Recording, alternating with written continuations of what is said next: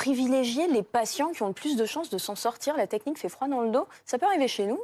Pour l'instant, non. Pourquoi? Parce que l'Italie, elle a fait face à un afflux massif de malades simultanément et qui a engendré également des contaminations de soignants. On n'en est pas là du tout. C'est d'ailleurs tout l'objectif des mesures barrières qui ont été mises en place, c'est de ralentir la maladie. On sait que la contagion, on ne peut pas l'empêcher. Néanmoins, on peut ralentir le mouvement pour que la prise en charge, elle soit faite progressivement dans les hôpitaux et que tout se passe bien. Deuxièmement, on n'a pas du tout les mêmes capacités d'accueil en France dans les unités hospitalières de soins intensifs qu'en Italie. On a tout simplement le double de lits disponibles. En Italie, il y a 6000 lits disponibles dans les unités qu'ils appellent de thérapie intensive. Nous, quand on compte les 5000 lits de réanimation disponibles, plus les 7300 disponibles dans les services de surveillance continue, autrefois appelés soins intensifs, on a 12 000 lits disponibles pour les cas très graves qui représentent 5%